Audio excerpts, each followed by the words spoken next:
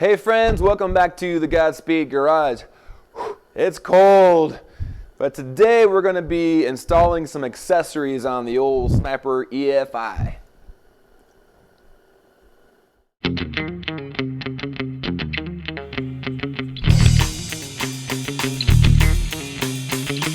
So the Sniper EFI has been on my truck for a couple of months now, and I figured it's high time I start utilizing some of its capabilities.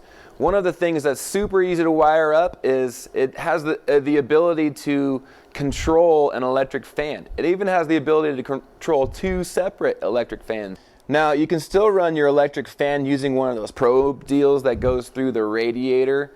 I'm not a super huge fan of it, although that's the way I was running it. But it kind of makes me nervous poking a probe through an aluminum radiator, because aluminum radiators, let's face it, they're fickle, they're fragile, and if you start poking stuff through them, they get their feelings hurt and pretty soon you got a leak. So it's pretty cool that this Sniper EFI system can actually kick on and off my electric fan. First thing you need, obviously, is an electric fan. Second thing you need is a relay. You got to have a relay to run your electric fan.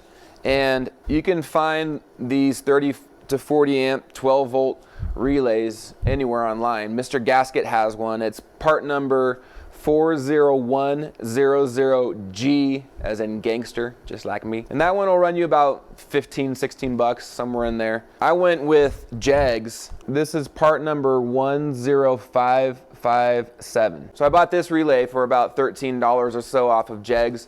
And it doesn't come with any wiring like the Mr. Gasket one does. And the Mr. Gasket wiring harness is actually one of those weather pack ones that's waterproof. I kind of wish I would have spent a couple more dollars and got that, but I'm not that smart. So the first thing you got to do is locate where you're going to tap in for power. You need a power source coming off of your battery, as well as a key-on power source.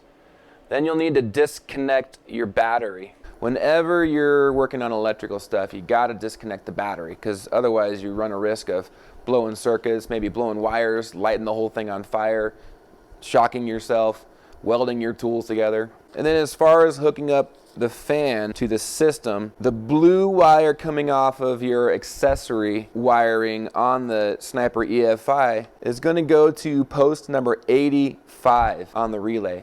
That's a ground, so when that kicks in, it actually grounds the system, and that's what trips the relay, which turns your fan on. And then post number 30 is going to connect to your battery, and that doesn't have to go directly to your battery, so you can tap into a line that is going direct to your battery. And in my case here, I have a little junction thing on my firewall, and so I just decided to tap into that. Post number 86 is going to go to your key on battery voltage. Now this doesn't have to be on during cranking, and you can actually tap into a line that's powered when you have your key on. And then the last hookup is post number 87, and that's going to go to the fan. So this accessory is pretty simple, and the only thing you got to figure out is where to wire it to and then where to mount it. How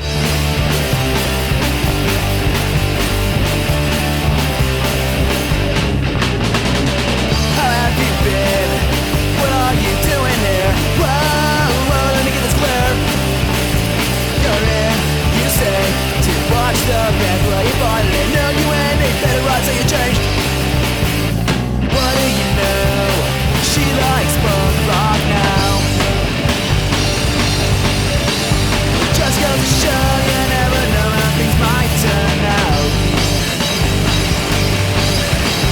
Father Raven, Santa Claus, and that Elvis is alright somehow, but it's so often a village. She likes punk rock now.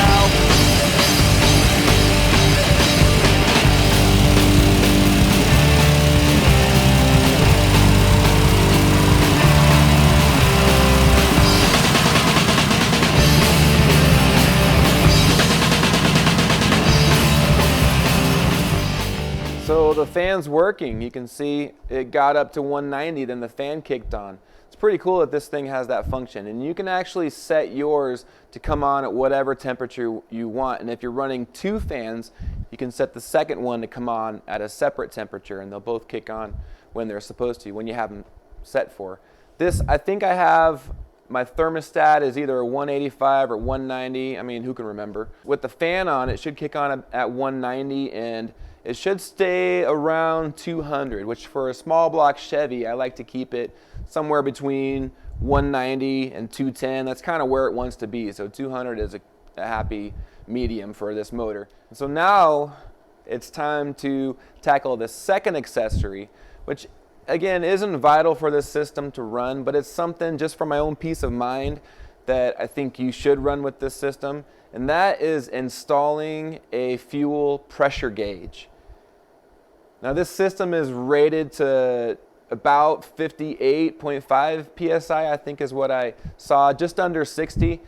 So you're going to want to get a gauge that goes up to 100. You don't want one that tops out at 60, because if you're going over and it's topped out, you have no clue how far over it is, and that's a big problem if it's way over 60 psi. So I bought one of Jegs's oil-filled pressure gauges, and this is part number 41513. But to hook this up to the Sniper EFI system, you have to buy an additional AN fitting. And the one that HOLLEY suggests is Earl's, and it's part number 100199ERL for Earl. And that'll basically tap into the unit itself, and then you can thread your gauge into this fitting. Now, Jegs said to just use Teflon tape, which I'm skeptical about because it's fuel. I'm not sure about this ethanol gasoline eroding away, so it kind of makes me a little nervous to use Teflon tape. And I ran into another issue. My air cleaner sits in a bowl that fits down over the EFI unit. So if I install the gauge at the inlet on the unit itself, it's gonna hit the bowl. So I bought a flex line to relocate this gauge so it's not gonna hit my air cleaner.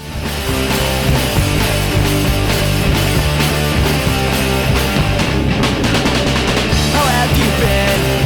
What are you going through? Whoa, what happened to you?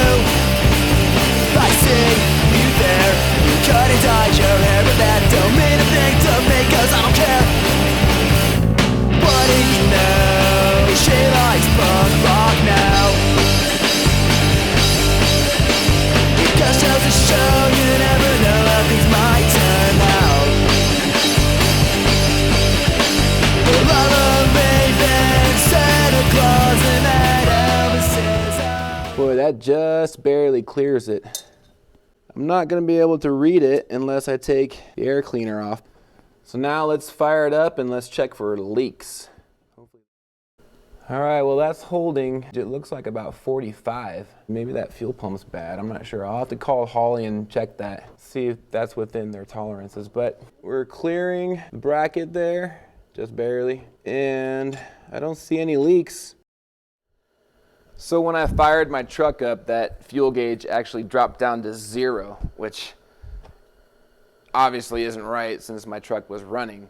So I called up HOLLEY and told them it was at 45 psi, and they said that if you initially start it, then the fuel pump just gives it a little bit of pressure. It's not the full 60 psi apparently, just to fire it up, and then once it's running, it should be at a steady 60 psi. 58 to 60 is what they said.